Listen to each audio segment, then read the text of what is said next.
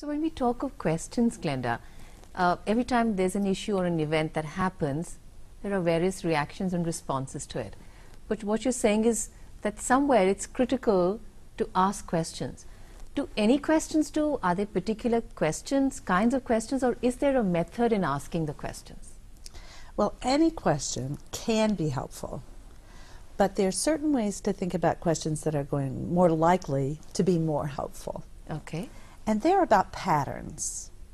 And patterns are the picture of what is happening outside. It's an easy way to see simplicity in chaos.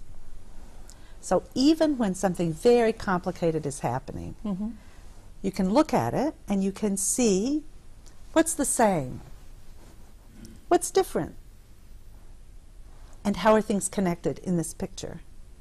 And that gives me some insight into what is happening there. And that we call that a pattern. Similarities, differences, and connections. And it's a very simple way to understand even when things are really complex.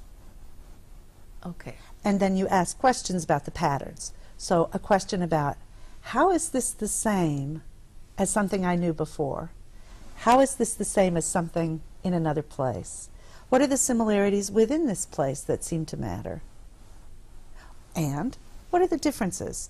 What are the differences that make a difference in this space? Okay. How is this different from another? How is it different from my memory or from my hope? And how are things connected? Are things touching? Are they not touching? Are they facing or facing away?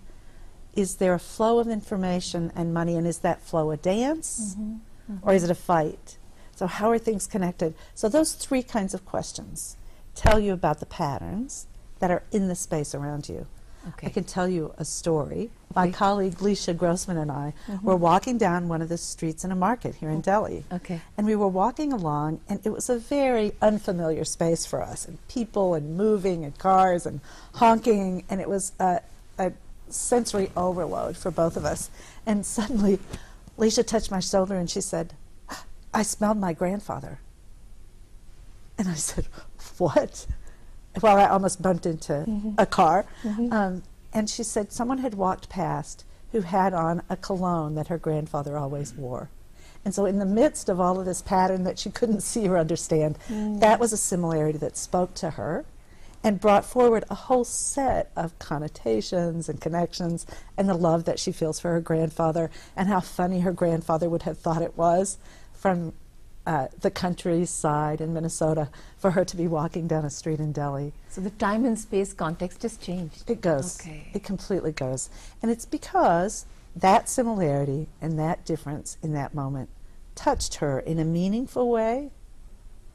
And so each of us has that going on all the time. Okay. So the questions that really matter, that really move to the heart of complexity, are about similarities and differences and connections.